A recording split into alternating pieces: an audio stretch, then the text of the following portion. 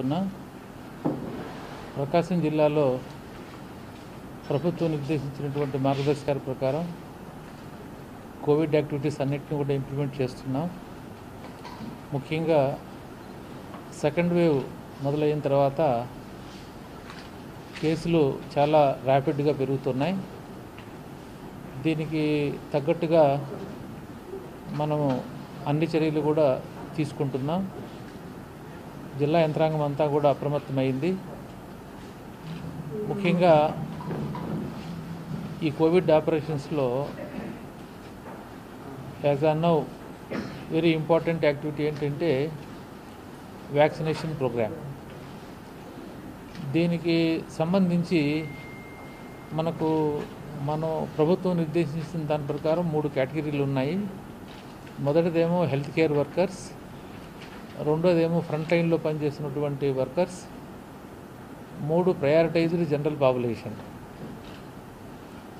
ఈ ప్రకారం చూసినప్పుడు ముందుగా హెల్త్ కేర్ వర్కర్స్ అందరికీ ఫస్ట్ డోస్ సెకండ్ డోస్ దాదాపు 40,000 మందికి పూర్తి చేశాం.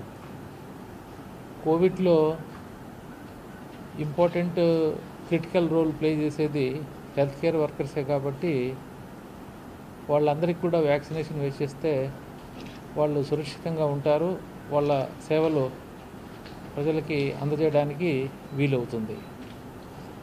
ఇక రెండో కేటగిరీ అయినటువంటి ఫ్రంట్ లైన్ వర్కర్స్లో police department, revenue department, Panchayati Raj department, municipal administration department, ఈ 4 డిపార్ట్మెంట్కి సంబంధించి పనిచేసే వాళ్ళందరినీ రిజిస్ట్రేషన్ చేశాం. అయితే దీంట్లో రెవెన్యూ పరంగా, పోలీస్ పరంగా, పంచాయతీరాజ్ పరంగా చూసినప్పుడు చాలా వరకు 80% వరకు వ్యాక్సినేషన్ అయిపోయింది. ఈరోజు కూడా జరుగుతోంది. ఒక మున్సిపల్ అడ్మినిస్ట్రేషన్లో శానిటేషన్ వర్కర్సు లేదా వాలంటీర్సు కొద్దిగా వాళ్ళు ముందుకు పోవడం వల్ల అక్కడ కాస్త వెనక ఉంది. మున్సిపల్ కమిషనర్స్కి అందరికీ స్ట్రిక్ట్గా ఇన్స్ట్రక్షన్స్ ఇచ్చాం. ఈరోజు ఇంకా ఎవరైనా సరే ఫస్ట్ డోస్కు డ్యూ ఉంటే వాళ్ళందరినీ సాయంత్రం లోపల వేసే విధంగా చర్యలు తీసుకుంటున్నాం. ఏదేమైనప్పటికీ ఈరోజు సాయంత్రానికి ఈ హెల్త్ కేర్ వర్కర్స్ విషయంలో కానీ, ఫ్రంట్ లైన్ వర్కర్స్ విషయంలో కానీ వ్యాక్సినేషన్ వేయడానికి యోగ్యత ఉన్నటువంటి అందరికీ కూడా వ్యాక్సినేషన్ విధంగా యంత్రాంగాన్ని అప్రమత్తం చేసాం, జరుగుతుంది. ఎవరికైతే కాంట్రా ఇండికేషన్స్ ఉంటాయో డాక్టర్స్ పరీక్ష చేసి వాళ్ళకి మాత్రం వ్యాక్సినేషన్ ఆపేస్తున్నారు. అంటే వాళ్ళకి వ్యాక్సినేషన్ చేస్తే ఇబ్బంది అవుతున్నటువంటి కారణం దృష్ట్యా. ఇకపోతే జనరల్ పాపులేషన్ పరంగా చూసినప్పుడు 45 సంవత్సరాలు పైబడినటువంటి వారందరికీ కూడా మనం వ్యాక్సినేషన్ వేయాలి.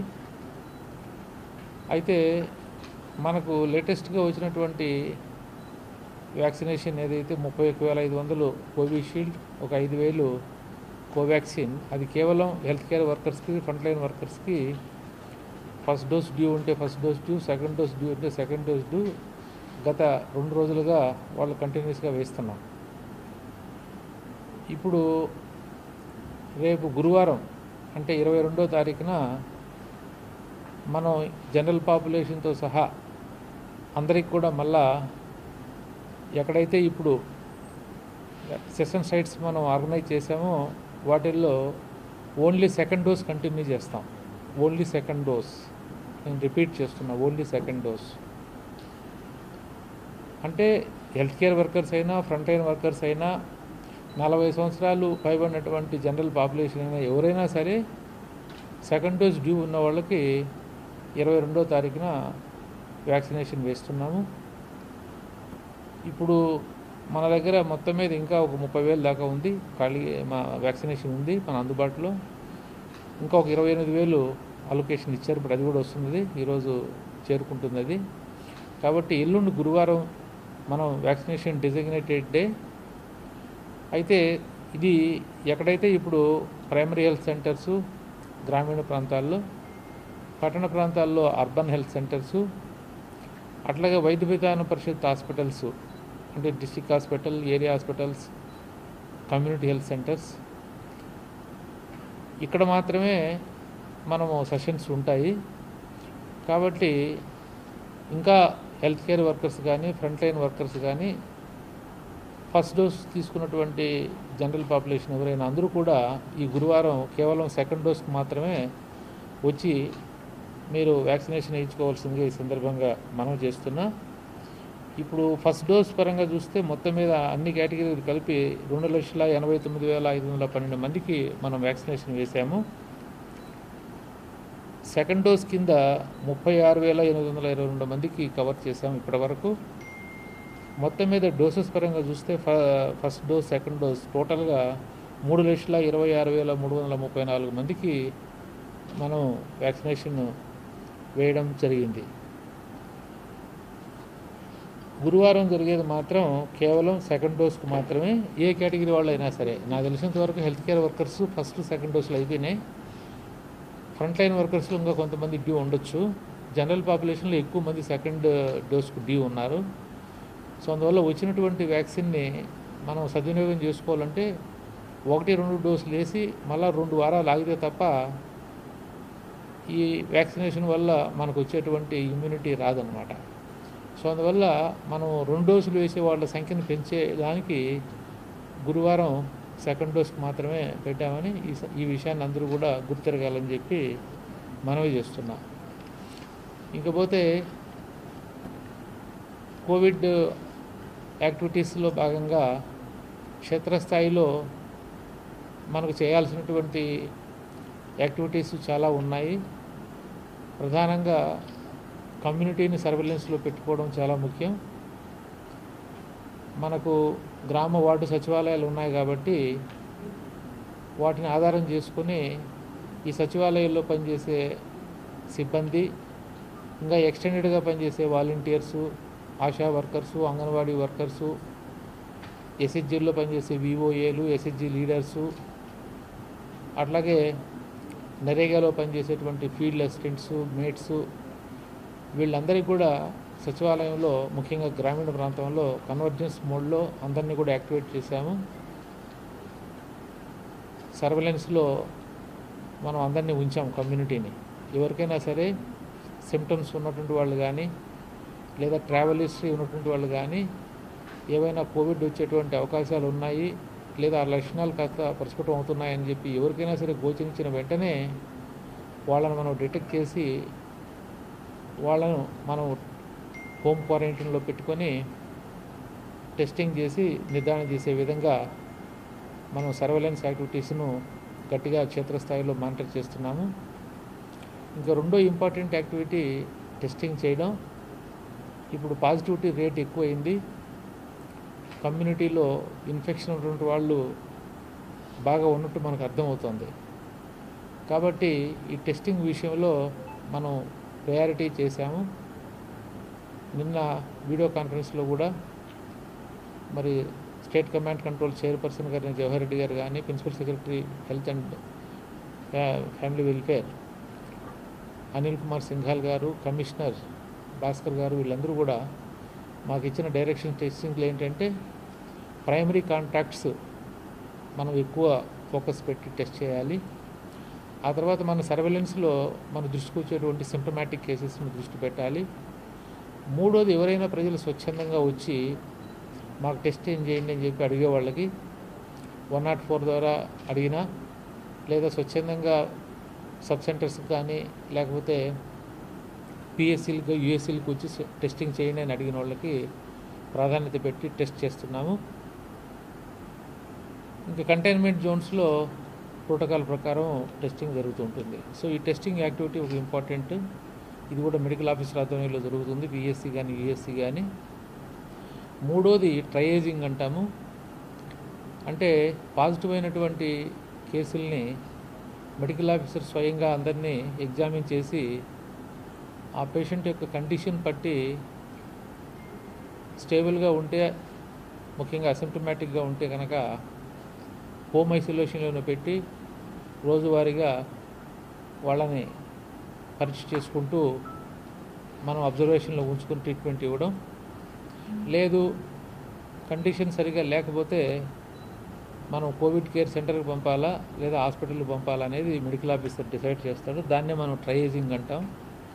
దీన్ని రోజువారీగా వచ్చినటువంటి అన్ని పాజిటివ్ కేసులను అదే రోజు ట్రయేజింగ్ చేసే విధంగా మానిటర్ చేస్తున్నాం. ఇంకా మూడవది ఇంపార్టెంట్ యాక్టివిటీ, నాలుగోది ట్రేసింగ్. పాజిటివ్ కేసు ఏదైనా నిర్ధారణ అయిన వెంటనే మనం ఆ కేసుకు సంబంధించిన ప్రైమరీ సెకండరీ కాంటాక్ట్స్ అందరినీ కూడా ట్రేస్ చేసి ఎంఎస్ఎస్ పోర్టల్లో మనం సచివాలయ పరిధిలో ముఖ్యంగా మహిళా police, ANM, Panchayat secretary, VRO వీళ్ళంతా చేస్తున్నారు. దీని ద్వారా వచ్చే ప్రైమరీ కాంటాక్ట్స్ని వెంటనే మనం టెస్టింగ్కి ఏర్పాటు చేసుకుంటున్నాం. ఈ ప్రైమరీ కాంటాక్ట్స్ యొక్క డేటా కూడా సచివాలయం స్థాయిలో అప్లోడ్ అయిన వెంటనే అది కంట్రోల్ రూమ్ కూడా డేటా పుష్ అవుతుంది. కలెక్టరేట్లో 24 గంటలు మనం కంట్రోల్ రూమ్ పెట్టాము.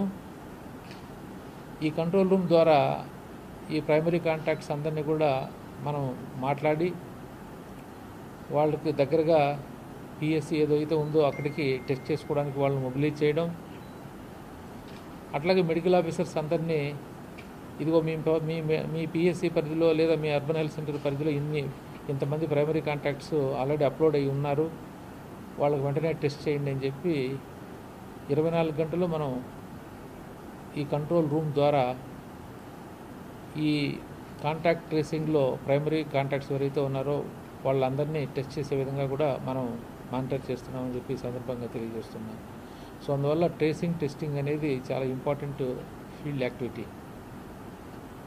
దీని తర్వాత ఇంకా ప్రజల్ని మీ ద్వారా ఇంకా ముఖాముఖిగా ఇంకా రకరకాల లిటరేచర్ ద్వారా ఈ కరోనా జాగ్రత్తల పట్ల ప్రజలను అప్రమత్తం చేస్తున్నాం. అప్రాపరేట్ కోవిడ్ బిహేవియర్ అంటే మాస్క్ వేసుకోవడం, భౌతిక దూరం పాటించడం, తరచుగా శానిటైజర్ ఉపయోగించి చేతులు శుభ్రం చేసుకోవడం, సోషల్ ఫంక్షన్స్ జరుపుకోవాల్సినటువంటి పరిస్థితి అనివార్యమైతే లిమిటెడ్గా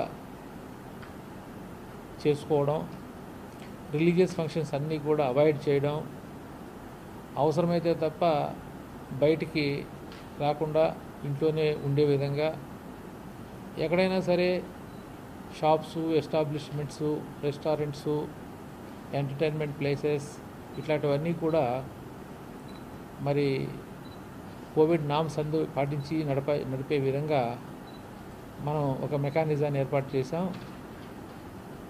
గ్రామీణ ప్రాంతాల్లో అయితే సచివాలయం, సెక్రటరీ, విఆర్ఓ, ఏఎన్ఎం, మహిళా police, welfare and education assistant, అట్లాగే మున్సిపాలిటీస్లో కూడా, అర్బన్ లోకల్ బాడీస్లో కూడా సచివాలయ వ్యవస్థలో ఉన్నటువంటి సిమిలర్ ఫంక్షనరీస్, మున్సిపల్ కమిషనర్ ఆధ్వర్యంలో, మండలాల్లో ఎంఆర్ఓ, ఎంపీడీఓ, పోలీస్ ఆఫీసర్స్ ఆధ్వర్యంలో ఈ అప్రాపరేట్ కోవిడ్ బిహేవియర్ని ప్రజల్లో ఇన్కల్కేట్ చేయడానికి ముమ్మరంగా డ్రైవ్ ఇస్తున్నాము. మీరంతా చూస్తూనే ఉన్నారు.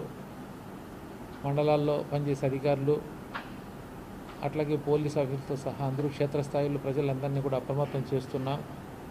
ఇటీవల కాలంలో 20వ తారీఖున ఒక జీవో కూడా వచ్చింది 161. దాని ప్రకారం మాస్క్ వేసుకోకపోతే 100 రూపాయల పెనాల్టీ ఇంపోజ్ చేయాలని పబ్లిక్ ప్లేసెస్లో.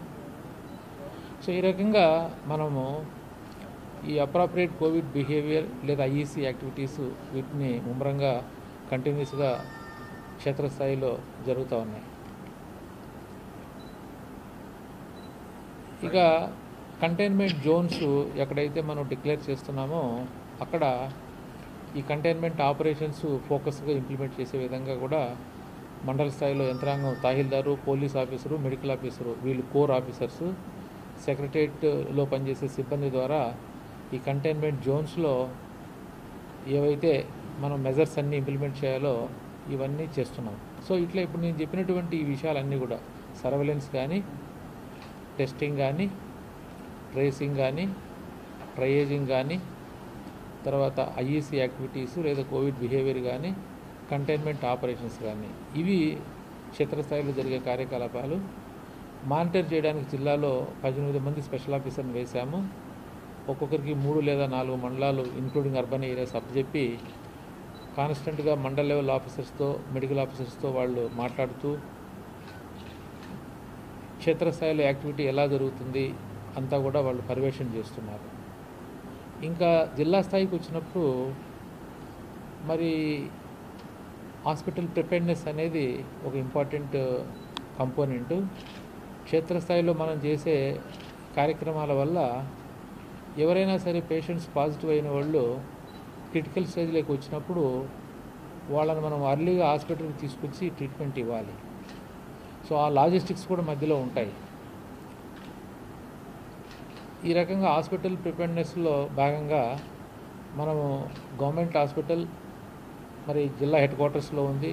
దాన్ని ఫుల్ పెడ్జ్డ్గా దాదాపు 1100 బెడ్స్ ఏర్పాటు చేశాము.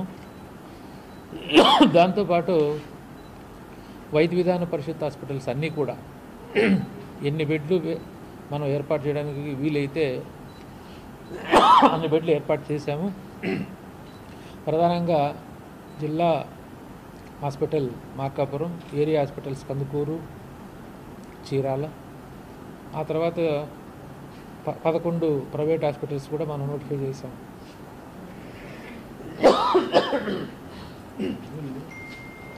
దీంట్లో నుంచి ఏదో వస్తుంది.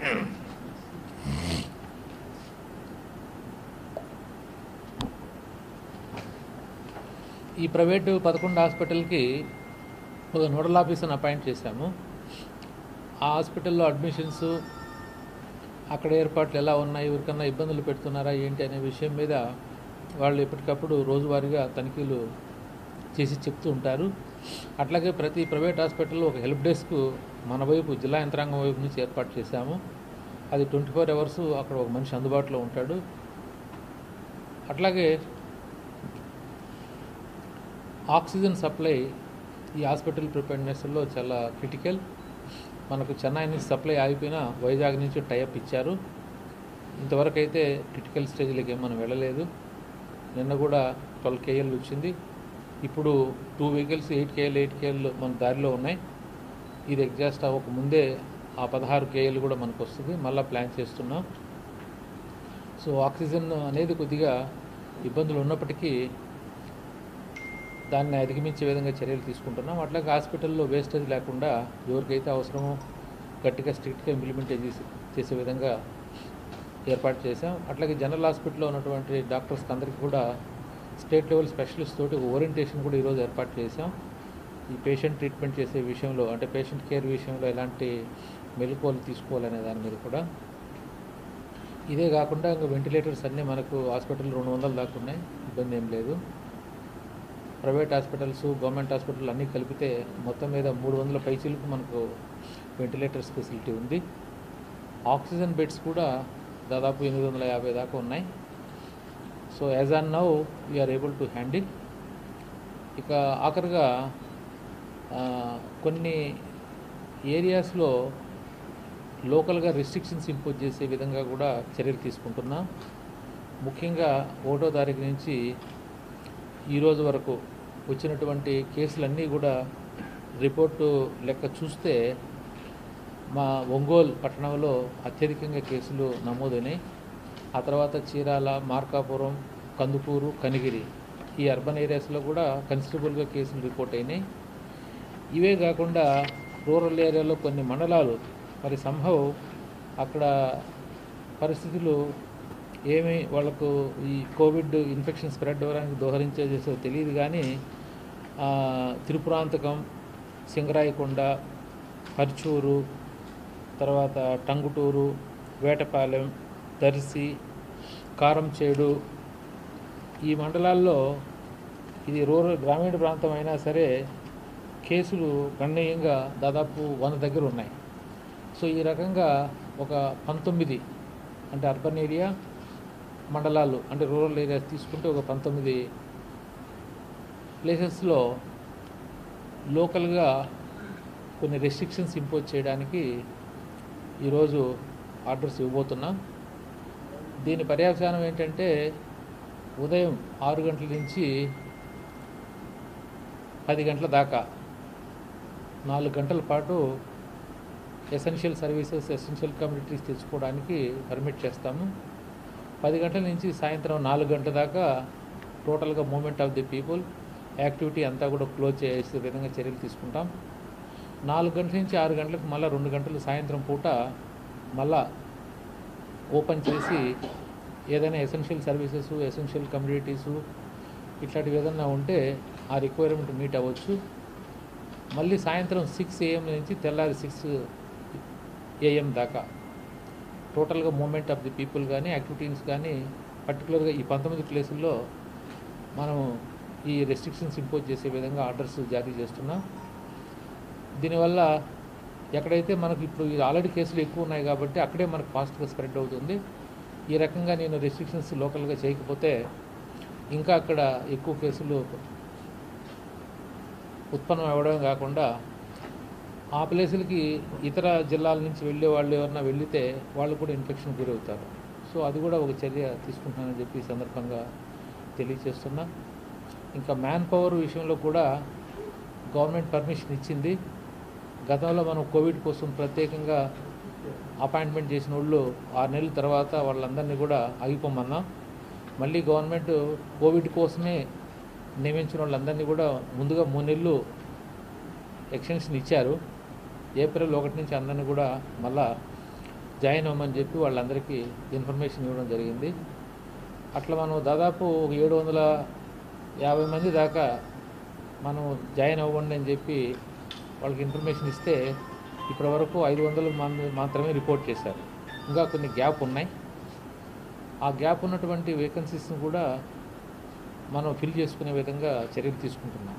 రాబోయే 2-3 రోజుల్లో ఈ 200 పైచీలకు కూడా స్పెషలిస్టులు కానీ, జనరల్ డ్యూటీ మెడికల్ ఆఫీసర్స్ కానీ, స్టాఫ్ నర్సులు కానీ, ప్రధానంగా వీళ్ళే అవసరం. ల్యాబ్ టెక్నీషియన్స్, ఇట్లాంటి data entry operators, sanitation workers ఇట్లా అన్నీ ఉన్నారు.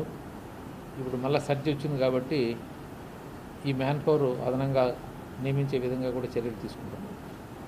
సో ఈ రకంగా మన జిల్లాలో కోవిడ్ పరంగా తీసుకోవాల్సినటువంటి అన్ని చర్యలు అంటే 5 రకాలుగా దీంట్లో మనకు కనిపిస్తాయి చూస్తే.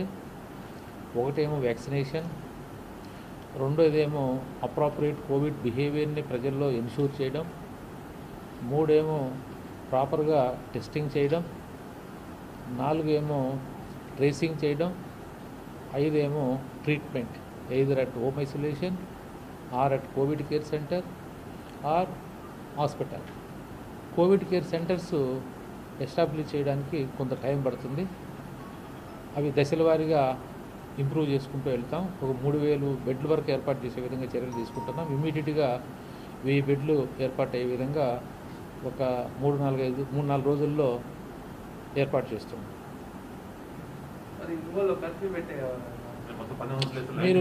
మీకు నేను నమస్కరిస్తాను. 2 పదాలు వాడద్దు. ఒకటి కర్ఫ్యూ అనే పదం వాడద్దు, 2 లాక్డౌన్ అనే పదం వాడద్దు. నేనేం పదం వాడాను? Local restrictions. సో నేను కాన్షియస్గా మాట్లాడినా. దయచేసి అదే పదం వాడద్దు. అంతే. స్థానికంగా కొన్ని అంశాలు పార్టీలనే కదా అక్కడ. లేకపోతే ఇప్పుడు చూడు, 4వ తారీఖు నుంచి, నేను 1వ తారీఖు నుంచి కూడా కాదు, 4వ తారీఖు నుంచి ఈ రోజు వరకు ఒంగోలులో 1165 పాజిటివ్ కేసులు రిపోర్ట్ అయినాయి. మార్కాపూర్ అర్బన్లో 266, ఒంగోలు రూరల్, ఈసారి నేను ఫస్ట్ టైం ఆశ్చర్యపోయినా, రూరల్లో 200 కేసులు వచ్చినాయి, 202 కేసులు. నేను 4వ తారీఖు నుంచి లెక్క వేసా. ఇంకా 1, 2, 3, 4 కూడా కొన్ని ఉంటాయి. ఇట్లా చీరాలు చూస్తే 171, రూరల్లో కూడా దాదాపు ఒక 80 కేసులు ఉన్నాయి. వేటపాలెం అది మీకు ఒక బౌల్లాగా ఉంటుంది. చీరాల, అర్బను, రూరల్, వేటపాలెం కలిపితే కాన్స్టిట్యూన్సీ చిన్నగా మొత్తం 3 కలిపాను అనుకోండి. Chirala urban, Chirala rural, Vetapalem. మొరాల్లెస్ అది మీకు తెలుసు, అది ఎంత ఒక పెద్ద టౌన్షిప్ లాగా ఉంటుంది అంతా. ఆడన్నీ కలిపితే మీకు 300-350 కేసులు వచ్చినాయి. సో అందువల్ల నేనేం చేస్తున్నానంటే ఇట్లాంటి ఈ ప్లేస్లో ఇప్పుడు నేను మెన్షన్ చేసే ప్లేస్లే. సింగరాయకొండలో 96, కందుకూరు అర్బన్లో 127, పరుచూరులో పరుచూరు అదే మేజర్ గ్రామ పంచాయతీ 94, ఇట్లా నాగులుప్పాడు పక్కనే ఉంది 84, టంగుటూరులో కూడా 79. ఇట్లా ఏం చేశానంటే ఒక 19 అర్బన్ ఏరియాస్ తీసుకొని, లేదా మండలం ఎంటైర్ రూరల్ తీసుకుంటే అట్లా ఒక 19 మనం ఈ లోకల్ రెస్ట్రిక్షన్స్ పెట్టుకుంటాం. సో ఉదయం ఒక 4 గంటలు, మధ్యాహ్నం 2 గంటలు జనాలకు వదిలిపెడతాం, ఎసన్ని వాళ్ళు ఏదైనా అవసరాలు ఉంటే తీర్చుకొని. మిగతాది నేను మూమెంట్ రిస్ట్రిక్ట్ చేయకపోతే ఇష్టం వచ్చినట్టు తిరిగేస్తున్నారు, ముఖ్యంగా ఒంగోలులో.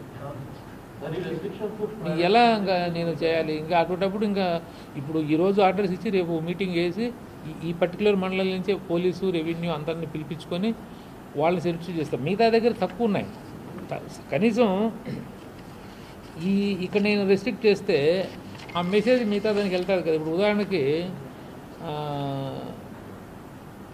పెద్ద చెరువులోపల్లి పీసీపల్లి చూడండి, చాలా సేఫ్గా ఉంది, అక్కడ మూల 3 కేసులు ఇంతవరకు రిపోర్టెడ్. తర్వాత కొమరోలు 5 కేసులు, అర్ధవీడు 5, ఓలేటి వారిపాలెం 9, ఇవన్నీ సేఫ్గా ఉన్నాయి. 10, 11, 20, 30, 40 నుంచి ఉన్నాయి. సో ఇక్కడ నేను కొద్దిగా యాక్టివిటీ చేస్తే మిగతా దగ్గర ఈ రెస్ట్రిక్షన్స్ లేకపోయినా ఇక్కడ జరుగుతుందని ఒక మెసేజ్ వెళ్ళి అక్కడ కూడా అప్రమత్తం చేస్తాం.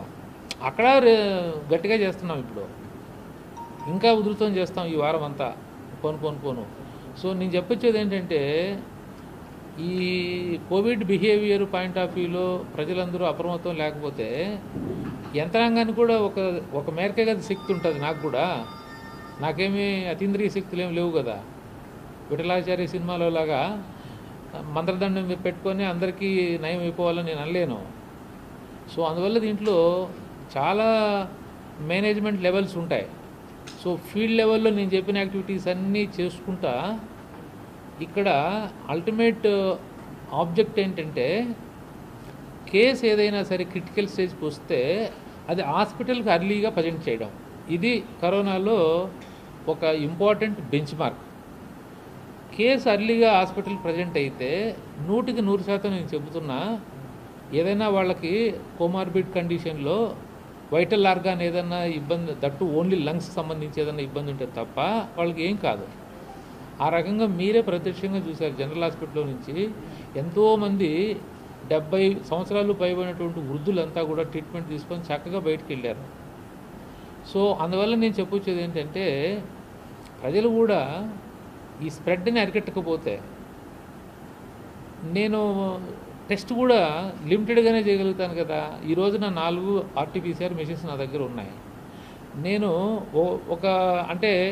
ఒక్కొక్క VTM వారిగా నేను చేస్తే నా కెపాసిటీ 2500. కానీ ఇప్పుడు శాంపిల్ పూలింగ్ చేస్తున్నాం, 5 పెడుతున్నాం అనమాట. అంటే ఒక ట్యూబ్లో 5 శాంపిల్స్ కలిపి చేస్తున్నాం. సో దానివల్ల ఈరోజు నేను దాదాపు 4000, 5000 మధ్య చేయగలుగుతున్నాను టెస్టింగ్. సో అదే నా కెపాసిటీ. అదే కొద్దిగా ఇన్ఫెక్షన్ వల్ల తగ్గుముఖం పట్టింది అనుకోండి, 5 బదులు 10 వేస్తాను శాంపిల్ పూల్లో. అప్పుడు నేను 6000 పైన చేయగలుగుతాను, 6000, 7000 మధ్యలో చేయగలుగుతాను. సో అందువల్ల ఇప్పుడు ఏంటంటే పాజిటివిటీ రేట్ ఎక్కువ ఉంది కాబట్టి ఇప్పుడు ఒకవేళ నేను పూల్ చేస్తే అట్లా సపోజ్ అన్ని దాంట్లో పాజిటివ్ వచ్చిందనుకో, మళ్ళీ 5 మందికి ఇండివిజువల్గా చేయాలి, సైకిల్స్ పెరుగుతాయి అన్నమాట. సో ఇట్లా దీంట్లో మీరంతా చాలా విషయాలు కొంత విమర్శనాత్మకంగా వస్తుంటే రావాలి కూడా, నేను కాదనట్లే. బట్ మా వైపు నుంచి మాకు ఉన్నటువంటి కన్స్ట్రెయింట్స్, లిమిటేషన్స్ కూడా మీరు అర్థం చేసుకుంటారనే ఉద్దేశంతో ఇవన్నీ చెప్తున్నా. సో అందువల్ల టెస్టింగ్లో మనకు ఈ లాజిస్టిక్స్ అన్నీ ఉంటాయి. శాంపిల్స్ ఫీల్డ్ లెవెల్లో కలెక్ట్ అవ్వాలా, అదంతా కూడా ఇక్కడికి చేరుకోవాలా, దానికి సంబంధించిన డేటా ఎంట్రీ అంతా కూడా మళ్ళీ చేయాలా. ఆ తర్వాత ఇప్పుడు యాజ్ అన్ నౌ మనం ఒక VTMలో 5 పెట్టి శాంపిల్ చేస్తున్న దానివల్ల యాజ్ అన్ నౌ 4000, 5000 మధ్య చేయగలుగుతున్నా. సో అందువల్ల మీకు ప్రైమరీ కాంటాక్ట్స్ నేను అందుకే ఇందాక చెప్పింది, సెకండరీ కాంటాక్ట్స్ కూడా నా దృష్టిలో ఇప్పుడు ప్రయారిటీ లేదు. ఎందుకు? రోజుకి 300, 400 మధ్యలో కేసులు వస్తున్నాయి. సో 300, 400 కేసుల మధ్యలో ఉన్నప్పుడు 400 కేసులు లెక్కలకి తీసుకుంటే యావరేజ్ 5 తీసుకుంటే 4 × 5 అంటే 2000 మంది ప్రైమరీ కాంటాక్ట్స్ ఎవ్రీడేకి వస్తారు. అంటే 400 కేసులు వస్తే 2000, 300 కేసులు వస్తే 1200. ఇట్లా మనకు ప్రైమరీ కాంటాక్ట్సే నాకు వాళ్ళందరిది శాంపిల్ కలెక్ట్ చేసుకొని మన కెపాసిటీకి వాళ్ళకే సరిపోతుంది అన్నమాట. సో అందు గురించి ఇందాక నేను చెప్పేటప్పుడు టెస్టింగ్లో ప్రయారిటైజేషన్లో ప్రైమరీ కాంటాక్ట్స్, రెండోది వచ్చేసి సిమ్టమాటిక్ కేసెస్. మనకు క్లియర్ కట్గా కోవిడ్ లక్షణాలతో వ్యక్తులు మనకు తెలిసిపోయారు, డాక్టర్స్గా తెలిసిపోతుంది వీళ్ళకు కోవిడ్ వచ్చినట్టు ఉంది అని. అట్లా వాటికి మనం వెంటనే చేయాలి. కానీ కొంతమంది సొంతంగా వాళ్ళు కోవిడ్ లక్షణాలు ఉన్నాయని చెప్పి స్వచ్ఛందంగా ముందుకొచ్చి మాకు టెస్ట్ చేయండి అని వస్తారు. వాళ్ళు కూడా నిజంగా వాళ్ళు ధైర్యంగా వస్తున్నారు కాబట్టి ఎంకరేజ్ చేయాలి వాలంటరీగా వచ్చే టెస్టింగ్ని. దానికి మనం ఈ 3 ప్రయారిటీస్కి ఇప్పుడు నేను టెస్టింగ్లో చేయగలుగుతున్నా. సో మీ ద్వారా ప్రజలుగా ఏమా ఇవాళ అంతా ప్లాన్ చేస్తున్నాము. అంటే ఇప్పుడు ఈ డేటా అంతా తీసుకొని అంతా ఇవాళ నుంచి కానీ రేపటి నుంచి కానీ ఒకసారి మళ్ళీ మీటింగ్ వేసుకోవాలి కదా. నేను దీంట్లో ఎక్కువ పోలీసు, రెవెన్యూ ఇన్వాల్వ్ అవ్వాలా, పంచాయతీరాజ్, ఈ 3 డిపార్ట్మెంట్స్ ఇన్వాల్వ్ అవుతాయి. మనకు సెక్రటేరియట్లో వచ్చేటప్పటికి పంచాయత్ సెక్రటరీ, విఆర్ఓ, మహిళా పోలీసు, ఏఎన్ఎం, ఆ తర్వాత వీళ్ళు మనకు అక్కడ ఎన్ఫోర్స్ చేయాలి. ఇదంతా కూడా మండల స్థాయిలో MRO, police officer, EOPRD, MPDO, education institutions ఇవన్నీ ఉంటే ఎంఈఓ అట్లా అంతా వేసి పెట్టానమాట ఎవరెవరు ఏం చేయాలనేది. సో అందువల్ల వీళ్ళందరినీ డిస్టిక్ లెవెల్లో ముందు ఈ కన్సర్న్ డిపార్ట్మెంట్ ఆఫీసర్స్ అందరినీ కూర్చోబెట్టి ఓరియంటేషన్ ఇచ్చి ఇంపోజ్ చేసి మనం అప్పుడు ఎట్లయితే కొద్దిగా గట్టిగా అక్కడ కొద్దిగా మనం ప్రజలు కూడా అన్నీ చెప్పి అక్కడ ఉన్న పీపుల్స్ రిప్రజెంటేటివ్ కూడా మనం ఒక చిన్న మీటింగ్ వేసుకుని వాళ్ళకు కూడా ఈ ఆవశ్యకత అవసరం అంతా తెలియపరిచి సహకరించాలని చెప్పి రిస్ట్రిక్ట్ చేస్తాం. మనం తీసుకునేది ఇప్పుడు ఓన్లీ 19 కదా. చిన్న డౌట్, ఇప్పుడు కోవాక్సిన్ అండ్ కోవిషీల్డ్ అని చెప్పేసి 2 టైప్స్ ఇస్తున్నారు. ప్రజల్లో ఎప్పటి నుంచో ఒక అపోహ ఉంది, కొన్ని సంఘటనలు కూడా జరిగి ఉన్నాయి. కోవిషీల్డ్ వల్ల సైడ్ ఎఫెక్ట్స్ ఉన్నాయి, కొద్దిగా ప్రాబ్లమేటిక్గా ఉందని చెప్పేసి అందుకని కోవాక్సిన్కి ఎక్కువ మంది ప్రిఫరెన్స్ ఇవ్వడం జరిగింది. అది కాక నిన్న ఈ మధ్య కోవిడ్ కోసం అని చెప్పేసి కోవిషీల్డ్ ఇంజెక్షన్స్ ఇస్తున్నప్పుడు కొద్దిగా కొంతమంది కూడా వెనక్కి తగ్గడం కూడా జరిగింది సార్ క్యాంపుల దగ్గర. అంటే నేను నేను బేసికలీ అడ్మినిస్ట్రేషన్ చూసే ఆఫీసర్ అయినా గత 2 సంవత్సరాలుగా నేను ఈ కోవిడ్ మేనేజ్మెంట్ చేస్తున్నాను కదా. కోవిషీల్డ్కి కోవాక్సిన్కి డిఫరెన్స్ ఏంటంటే కోవిషీల్డ్ యాక్టివ్గా ఉన్నటువంటి వైరస్ను ఉపయోగించి చేసింది. కోవాక్సిన్ అనేది డెడ్ వైరస్తో చేసిందనమాట. సో నన్ను అడిగితే కోవిషీల్డ్ అనేది యాక్టివ్గా ఉన్నటువంటి వైరస్ కాబట్టి అది బాడీలోకి వెళ్ళిన తర్వాత కొంత ఎఫెక్ట్ ఇస్తుంది. అది నన్ను అడిగితే అది ఎఫెక్ట్ ఇవ్వడమే కరెక్ట్, అది పని చేస్తున్నట్టు అర్థం. అది అలా ఎఫెక్ట్ ఇవ్వకపోతే సైలెంట్గా లోపల ఉంటే అది పని చేయనట్టు లెక్క. సో అందువల్ల ఎక్స్టర్నల్గా మనం ఒక ఎలిమెంట్ని పంపిస్తే బాడీకి రియాక్ట్ అవుతుంది కదా, దానికి సంబంధించి సర్దుకుంటుంది కదా బాడీ కొద్దిగా. అవే సైడ్ ఎఫెక్ట్స్. అవి ఈవెన్ మనం చిన్నపిల్లలకి వేసే పల్స్ పోలియో డ్రాప్స్ వల్ల కూడా పిల్లలకి కొంత ఫీవర్ వస్తుంది, లేకపోతే కొంత ఏదో నలత అవుతుంది. కాబట్టి నేను ఏమంటున్నానంటే నేను మీకు గంటాపాతంగా ఈ కోవిడ్ వ్యాక్సిన్ సంబంధించి ఒక విషయం చెప్పగలను. ఇంతవరకు 2, 3 కేసులు ఏవైతే వ్యాక్సిన్ వేసుకున్నటువంటి వాళ్ళు ఎవరైతే చనిపోయారో వాళ్ళ టోటల్ దాన్ని అనాలిసిస్ చేయించాను నేను. Not at all because of Covid వాళ్ళు చనిపోయినారని చెప్పలేదు. అది ఎక్స్పర్ట్ డాక్టర్స్ చెప్పారనమాట. ఇప్పుడు బెస్ట్ ఎగ్జాంపుల్ కేసు ఇప్పుడు ధనలక్ష్మి అనే అమ్మాయిని బీడీఎస్ ఈ రోజుకు గవర్నమెంట్ తీసుకొని వ్యాక్సినేషన్ తర్వాత ఆ అమ్మాయికి ఏదో ఇబ్బంది అయిందనే ఉద్దేశంతో మేము ఆమెను రక్షించడానికి సేవ్ చేయడానికి కొప్పాల హాస్పిటల్ పంపించి దాదాపు 17 లక్షల బిల్ అయింది. సో గవర్నమెంట్ రాసాము, వాళ్ళు రిలీజ్ చేస్తున్నారు. అపోలో వాళ్ళు కూడా అడుగుతున్నారు నన్ను. నేను అపోలో హాస్పిటల్ డాక్టర్స్ అంతా మాట్లాడితే అది వ్యాక్సినేషన్ వల్ల ఆమెకి ఏమీ జరగలే. ఆమెకు భయంకరమైనటువంటి ఇన్ఫెక్షన్ ఉన్నింది. ఆమె యూరినరీ గైనిక్ రిలేటెడ్ సంబంధించి ఆమెకు ఇన్ఫెక్షన్ భయంకరంగా ఉన్నింది. అది కిడ్నీ దాకా ప్రాకింది. సో దానివల్ల ఆమె బాగా రెస్పాన్స్ అనేది ట్రీట్మెంట్కి బాగా డౌన్ అయిపోయింది. అటువంటిది అడ్వాన్స్డ్ ట్రీట్మెంట్ అవసరం వచ్చి ఇక్కడ లేకపోతే మనం అక్కడ పంపిస్తే అమ్మాయి ఆల్మోస్ట్ చచ్చి బతికిందనమాట. సో అది కూడా ఫైనల్గా అపోలో డాక్టర్స్ కానీ మన డాక్టర్స్ కానీ అందరూ తెలిసింది ఏంటంటే that is not because of vaccine. అట్లాగే ఇంకొక అంగన్వాడీ వర్కర్ అంతే, ఆమె క్యాన్సర్ పేషెంట్, క్యాన్సర్ ట్రీట్మెంట్ తీసుకుంటున్నారు. ఎంతమందికి తెలుసు ఆ విషయం? తర్వాత ఈ వ్యాక్సిన్ వేసుకోకముందు ఆమె there is on record she went to Tirupati for cancer treatment. So she is chronic cancer patient అనమాట. అట్లాగే మన ఎంపీడీఓ గారు ఒక ఆయన హార్ట్ అటాక్తో చనిపోయారు. సో నేను వచ్చేది ఏంటంటే వ్యాక్సినేషన్ వేసుకున్న దానివల్లనే చనిపోయినారనేది ఇంతవరకు ఏమీ నిర్ధారణ కాలేదు ఎక్కడా కూడా, as far as Prakasam district is concern. అవి ఎన్ని అయినా ఇప్పుడు 2, 3 కదా ఏళ్ల మీద లెక్క పెట్టేటి. మనకు నేను లెక్క చెప్పింది ఏమి 3,26,344 మందికి కదా నేను వ్యాక్సిన్ వేసాను. ఈ 3,24,000 మందిలో వాళ్ళు ఎవరికో కోమార్బిడ్ కండిషన్లో ఉండి వాళ్ళకు వైటల్ ఆర్గాన్స్ ఆల్రెడీ వాళ్ళు సఫర్ అయ్యేటువంటి వాళ్ళు ఇబ్బంది పడితే ఒకరో ఇద్దరు దాని గురించే మనం ఎక్కువ మాట్లాడతాం. 3,26,330 మంది 34 తీసేస్తా, ఆ 34-30 మంది బాగున్నారు కదా. సో దయచేసి మీరు వ్యాక్సిన్ను ప్రమోట్ చేయాలి, మనం వేరే మార్గం ఏమని చెప్పండి. పోనీ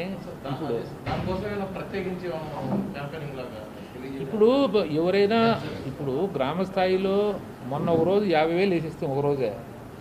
గతంలో ఏమి మనం ఈ అర్బన్ హెల్త్ సెంటర్స్లోనో లేకపోతే పిహెచ్సిలోనో సెషన్ పెట్టి మీరు రండి అన్నాం. నిజంగానే ఎండాకాలం ఒక రకరకాల కారణాల చేత ప్రజలు బహుశా దూరం కాబట్టి రాలేకపోయారు అనిపించింది. ఎప్పుడైతే ముఖ్యమంత్రి గారు ఒక రివ్యూ తీసుకొని మనం డిసెంట్రలైజ్ చేద్దాం, మన సెక్రటరియట్లో పెడదామని చెప్పి మళ్ళీ మాకు పాలసీ మార్చుకున్నాక మనం సెక్రటరియట్ వారిగా సెషన్ ప్లాన్ చేస్తే ఊళ్ళో ఉన్న వాళ్ళంతా వచ్చి చేసుకున్నారు. దానికి ఎగ్జాంపుల్ ఒకే రోజు 50,000 అయిపోయింది జనరల్ పాపులేషన్కి. ఒక్కరోజు అంతా 50,000 వేసేసాం.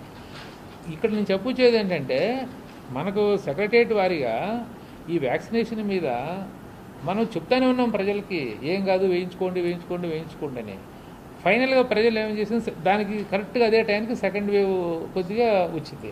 సో ఈ రెండు కోయిన్సైడ్ అయ్యేటప్పటికీ మన వ్యాక్సినేషన్ వేయడం మొదలు పెట్టడం, తర్వాత బిగినింగ్లో కాస్త విముఖత కనిపించినా సెకండ్ వేవ్ వచ్చేటప్పటికి జనాలు ఇప్పుడు ప్రిపేర్ అయిపోయారు. ఇప్పుడు ఏమైంది, వ్యాక్సినేషన్ వేయండి అని మన దగ్గరికి వస్తుంది. అప్పుడు వ్యాక్సినేషన్ సడన్గా ప్రొడక్షన్ ప్రాబ్లం వచ్చింది.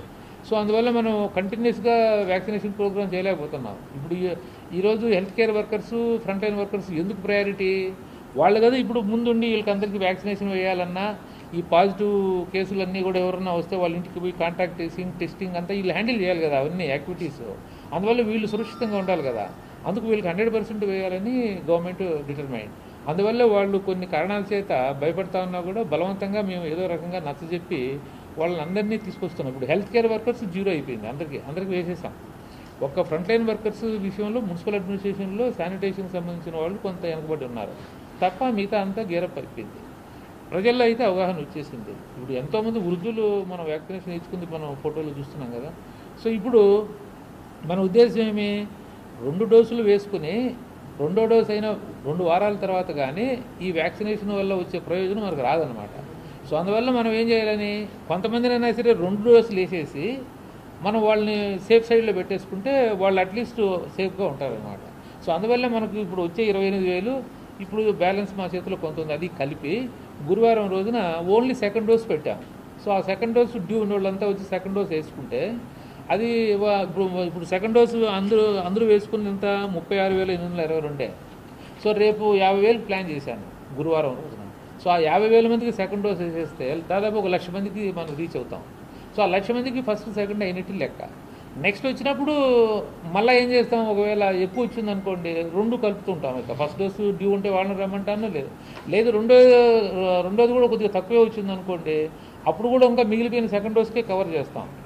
సో ఇట్లా ఈ వ్యాక్సినేషన్ ప్రోగ్రాంలో మనం అప్రోచ్ ఎలా ఉండాలంటే మ్యాక్సిమం బెనిఫిట్ వ్యాక్సినేషన్ వల్ల ఏ రకంగా వస్తుందో ఆ రకంగా పోవాలన్నమాట. అందువల్ల ఈ రకమైనటువంటి చేంజెస్ డెసిషన్ మేకింగ్లో, అంతే తప్ప వేరేది ఏం కాదన్నట్టు. సపోజ్ ఎంతమంది ఉన్నారో అంతమందికి ఫస్ట్ డోస్కి ఎంత, సెకండ్ డోస్కి ఎంత అని లెక్క వేసుకుని ఆ లెక్కను చూస్తే జిల్లాలో మనకు మొత్తం 6 లక్షల మంది అయ్యారు. ఈ 6 లక్షల మందికి 12 లక్షల డోసు నాకు ఒకేసారి ఇచ్చారనుకోండి, నేను కంటిన్యూస్గా ఒక వారము 15 రోజులు పెట్టేసి ఫస్ట్ డోస్ ఉండేవాళ్ళు ఫస్ట్ డోసు, సెకండ్ డోస్ ఉండేవాళ్ళు కంటిన్యూ చేసి పడేస్తాం, వాడికి అయిపోతే. బట్ అలా కాదు కదా, ఇది ప్రొడక్షన్ అనేది మన చేతిలో కూడా లేదు కదా, వాళ్ళు కూడా రా మెటీరియల్ డిఫిసిట్ కూడా అంటున్నారు. So there are so many logistics కదా.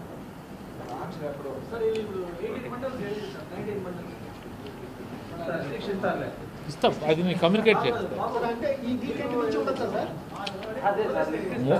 రేపు ఈరోజు హాలిడే కదా, ఈరోజంతా నేను కూర్చొని అంతా డ్రాఫ్టింగ్ చేసుకున్నా.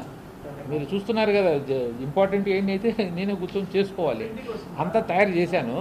రేపు బాబు ఒక్క నిమిషము, రేపు ఇస్తానులేండి. ఈరోజు అయితే కొంతంగా రేపు ఫస్ట్ అవర్లో మీటింగ్ పెడతాను. ఒంగోలు లేకపోతే ఇదే కదా ఎక్కువ. మీకు చెప్తుంది కదా ఇందాక, Ongole urban రూరలు, Chirala urban రూరలు, Vetapalem Markapuram urban rural, Kandukur rural లేదా అర్బన్ చూపిస్తాను. బ్యాంక్స్ కానీ లేకపోతే ఆఫీసులు కానీ లేకపోతే పెట్రోల్ బంక్స్ కానీ ఎల్పిజి ఇవి కానీ తర్వాత ఇట్లాంటివన్నీ ఏదైతే మనం జీవించడానికి అవసరమైన ఎసెన్షియల్ సర్వీస్ పర్మిట్ చేస్తాను. ఏం ఒక 10 రోజులు ఇబ్బంది లేదనుకున్న సర్వీసు ఆపుతాము. ఆ ఎసెన్షియల్ సర్వీస్ కూడా ఉదయం 4 గంటలు సాయంత్రం 2 గంటలు ఇస్తుంది కదా, అప్పుడు ఏ షాప్ అయినా ఓపెన్ చేసుకొని తెచ్చుకోవాలంటున్నా. మిగతా టైంలో బంద్ చేసుకోవాలంటున్నా. ఇంట్లో ఉండాలి జనాలు, అప్పుడు కొద్దిగా కట్టడిలోకి వస్తుంది. లేకపోతే ఇప్పుడు ఒంగోలులో పోయినసారి చూశారు కదా, అంటే ఈసారి మనకు అదృష్టం ఏంటంటే స్ప్రెడ్ అవుతుంది ఇన్ఫెక్షన్, అందరికీ ఇన్ఫెక్షన్ వస్తూ ఉంది. కానీ అది మనిషిని కొద్దిగా మన ప్రకాశం జిల్లా వరకు ఎందుకో మరి ఇంతవరకు 15 డెత్లో. సో మన వాళ్ళు గట్టిగా ఉన్నారు. మరి మీరు బయట అంతా ఎక్కడెక్కడో జరిగి అంతా పేపర్లో రాస్తున్నారు కానీ ప్రకాశం జిల్లాలో మాత్రం బాగానే ఉంది. ఆ 15 కేసులు కూడా కావాలి డేట్లు ఇస్తా, అవన్నీ కూడా కోమార్బిడ్లో ఉన్నారు. ఇంకా మనకి అంటే ఏబుల్ పీపుల్ ఎవరు కూడా వాళ్ళు they are able to withstand, treatment తీసుకుంటే చక్కగా వెళ్ళిపోతున్నారు. Thank you very much. మీకు నాకు అడిగారు కొంతమంది మిత్రులు, గురువారం వచ్చే దాంట్లో ఆ రోజు ఈవినింగ్లో మీకు ఈ మార్నింగ్ కానీ నేను కమ్యూనికేషన్ ఇచ్చి ఏర్పాటు చేద్దాం. మీరు మైకులు పెట్టారు సార్, కోవిడ్ ఇంజెక్షన్ ఒక్కోటి 1,50,000 అమ్ముతున్నారు. ఎక్కడ ఆల్రెడీ ఫోన్ చేసి చెప్పినా కూడా ఎక్కడ అంటున్నా ఉన్నారు సార్, షాపులు, మెడికల్ షాపులు. కోవిడ్ ఇంజెక్షన్ అంటే 1,50,000 సార్. రెమిడెసివరా? ఇది సిప్లావాడు డబ్ల్యూజిఎం అదే ఏమా 1,50,000.